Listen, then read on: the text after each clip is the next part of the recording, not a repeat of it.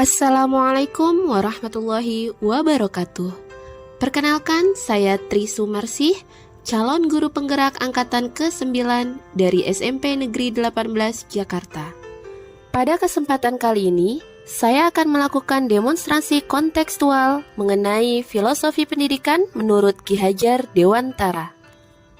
Menurut Ki Hajar Dewantara, hakikat pendidikan adalah seluruh daya upaya yang dikerahkan secara terpadu untuk tujuan memerdekakan aspek lahir dan batin manusia. Pengajaran dalam pendidikan dimaknai sebagai upaya membebaskan murid dari ketidaktahuan serta sikap iri, dengki, dan egois. Ki Hajar Dewantara mengemukakan bahwa tujuan pendidikan adalah memajukan kesempurnaan hidup, yaitu kehidupan anak yang selaras dengan alam dan masyarakatnya. Oleh sebab itu, pendidik menuntun anak pada kehidupan yang selaras dengan alam dan masyarakat. Adapun tugas pendidik menurut Ki Hajar Dewantara adalah yang pertama, penerapan gagasan sesuai dengan pemikiran Ki Hajar Dewantara. Yang kedua, alasan yang kontekstual penerapan gagasan sesuai dengan pemikiran Ki Hajar Dewantara.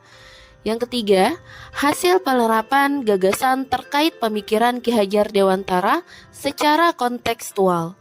Dan terakhir, tantangan dan solusi penerapan pemikiran Ki Hajar Dewantara sesuai dengan konteks kelas dan sekolah. Pendidikan yang berpihak pada murid. Adapun ide gagasan yang sesuai dengan pemikiran Ki Hajar Dewantara adalah yang pertama, mendidik yang bersumber pada trilogi pendidikan.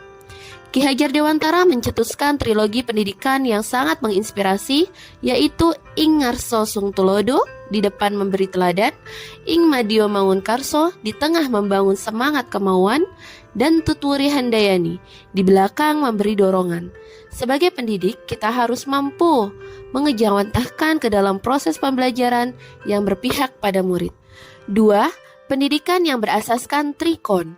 Filosofi Ki Hajar Dewantara yang menetapkan asas trikon yaitu kontinuitas atau tidak melupakan akar nilai budaya, konvergensi, pendidikan harus memanusiakan manusia, dan konsentris, pendidikan harus menghargai keberagaman dan memerdekakan murid. Sebagai pendidik, kita harus mengutamakan kemerdekaan dalam belajar. Murid merdeka dalam melakukan pembelajaran sesuai dengan kodrat yang dimiliki. 3. Tripusat pendidikan sebagai sumber belajar. Tripusat pendidikan memegang peran penting dalam keberhasilan pendidikan. Ketiganya secara tidak langsung telah mengadakan pembinaan yang erat dalam praktik pendidikan. Kaitan ketiganya dapat dilihat dari orang tua melaksanakan kewajibannya mendidik anak di dalam keluarga. Karena keterbatasan orang tua dalam mendidik anak di rumah, dan akhirnya proses pendidikan diserahkan di sekolah. Masyarakat akan menjadi fasilitator bagi peserta didik untuk mengaktualisasikan keterampilannya. 4. Pendidikan yang menuntun anak pada kodratnya. Pendidikan bertujuan untuk menuntun segala kodrat yang ada pada anak-anak agar mereka dapat mencapai keselamatan dan kebahagiaan yang setinggi-tingginya. Ki Hajar Dewantara menjelaskan bahwa dasar pendidikan anak berhubungan dengan kodrat alam dan kodrat zaman. Kodrat alam berkaitan dengan sifat dan bentuk lingkungan di mana anak berada, sedangkan kodrat zaman berkaitan dengan isi dan irama. Artinya bahwa setiap anak sudah membawa sifat atau karakternya masing-masing.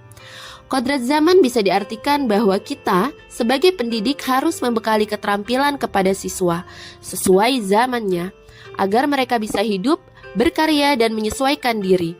Dalam konteks pembelajaran, pendidik harus membekali siswa dengan kecakapan abad 21. 5. Pendidikan yang berpusat pada murid. Pendidikan yang berpusat pada murid menekankan pada minat, kebutuhan, dan kemampuan individu. Menghadirkan model dan metode belajar yang menggali motivasi untuk membangun kebiasaan murid menjadi pelajar sejati. Selalu ingin tahu terhadap informasi dan pengetahuan, suka dan senang membaca.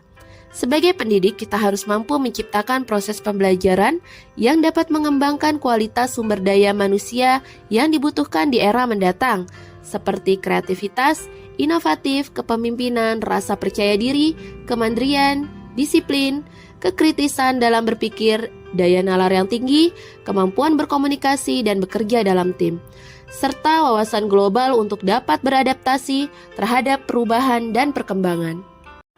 6. Pendidikan budi pekerti. Menurut Ki Hajar Dewantara, budi pekerti atau watak atau karakter merupakan perpaduan antara gerak pikir, perasaan, dan kehendak atau kemauan, sehingga menimbulkan tenaga. Budi pekerti juga dapat diartikan sebagai perpaduan antara cipta atau kognitif, karsa yaitu afektif, sehingga menciptakan karya atau psikomotor. Budi pekerti menjadi bagian tak terpisahkan dari pendidikan dan pengajaran yang kita lakukan sebagai pendidik.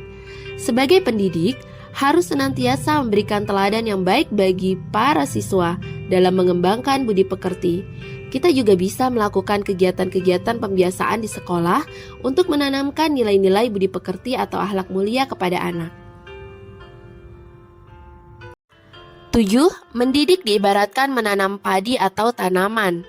Peran pendidik diibaratkan sebagai seorang petani atau tukang kebun yang tugasnya adalah merawat sesuai kebutuhan dari tanaman-tanamannya itu agar tumbuh dan berbuah dengan baik. Tentu saja, beda jenis tanaman, beda juga perlakuannya. Artinya, bahwa kita seorang pendidik harus bisa melayani segala bentuk kebutuhan, metode belajar murid yang berbeda-beda, atau ini yang disebut sebagai berorientasi pada anak. Kita harus bisa memberikan kebebasan kepada murid untuk mengembangkan ide, berpikir kreatif, mengembangkan bakat atau minat. Ini yang disebut juga dengan merdeka belajar. Tapi, kebebasan itu bukan berarti kebebasan yang mutlak. Perlu tuntunan dan arahan dari guru supaya murid tidak kehilangan arah dan membahayakan dirinya. 8. Belajar sambil bermain. Dalam pembelajaran di kelas, kita harus memperhatikan kodrat anak yang masih suka bermain. Ketika murid-murid sedang bermain, pasti yang mereka rasakan adalah kegembiraan, dan itu membuat suatu kesan yang membekas di hati dan pikirannya. Sebagai pendidik, kita harus mampu memasukkan unsur permainan dalam pembelajaran agar siswa merasa senang dan tidak mudah bosan. Apalagi menggunakan permainan-permainan tradisional yang ada.